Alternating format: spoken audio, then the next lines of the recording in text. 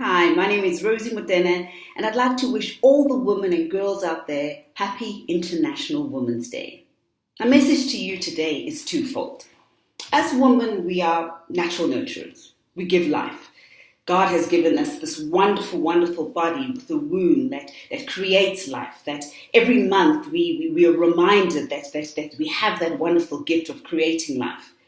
But for many centuries, women have never been taught to love ourselves. And when I say love ourselves, I'm not being about selfish or egotistical. I'm talking about taking time. Look at yourself in the mirror. Are you happy with what you see? Do you like the color of your skin? Do you like the shape of your head? Do you like your hair? Do you like your head with no hair? Do you like your curves on your body? Self-love is about practicing, acknowledging, and relishing in what we have in ourselves. So, go today, look at yourself in the mirror. Remind yourself that you are powerful.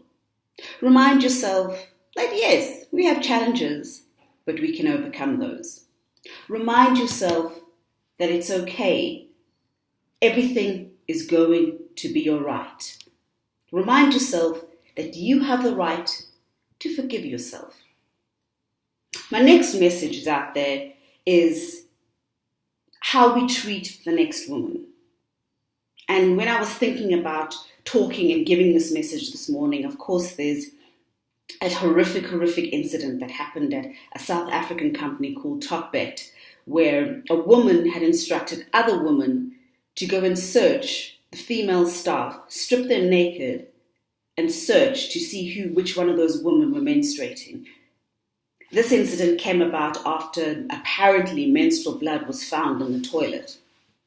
Now, of course, this incident enraged a lot of people because not only is it a violation of our bodies and a violation of our human rights, but it's about that respect that we've lost for each other. Instead of sitting down in front of these women and saying, okay, well, there's an incident that had happened and we found menstrual blood in the toilet. Please, could we take care of ourselves? Or why was that menstrual blood there? You know, we're living in a society where young girls are missing school because they can't afford the sanitary wear. Because sanitary wear is incredibly expensive. So did the management of that company maybe think that the person who might be menstruating didn't have the means for the sanitary wear and was possibly using tissue or nothing, and that could have been the reason for the blood being spilled? We don't know. But the message today for me is that let's converse properly. Let's have sympathy, but also more importantly, let's have empathy for the next person. And as women, we need to stop moving away from that PhD syndrome, that pull her down syndrome. Men have been doing that to us for many centuries. And by the fact that by us turning against each other, we're falling into that patriarchal and sexist mentality. You know, it reminded me of an incident a couple of years ago. I was working for a corporate company and I was having a problem with one of my staff in my department, and went to the head of the company and asked that person to intervene because this incident had been happening a number of occasions, and this person refused to acknowledge me taking leadership of the department and so forth. And in the meeting, the MD sat us down, and the response after we had both given our sides of our story, the response from our MD was, "You guys are handling this situation like a woman. Maybe I need to get a man into this department so they can work properly." I just like to say that the MD was a woman. And when I shared the story with a lot of other people, especially in the corporate space, whether in entertainment space, a lot of the time it's us women who are not standing up for each other.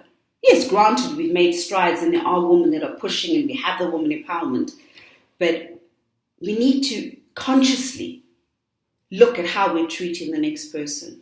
Consciously think of what we're calling the next person, especially if it's a woman. Are we supporting them in their struggles? Are we celebrating them in their joys? And so for this International Women's Day, as I said, our message is about self-love. Love yourself. And we're allowed to. We're allowed to forgive ourselves. We're powerful. We're great. We're amazing individuals. I always say when God created woman, he was eating ice cream because it was delicious, it was powerful, it was beautiful. But also, we need to be very, very conscious of what we're saying about each other and what we're saying to each other.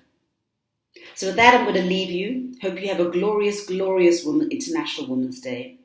And let's create that feminine, powerful legacy for the young girls that are meant to follow us. Have a great day.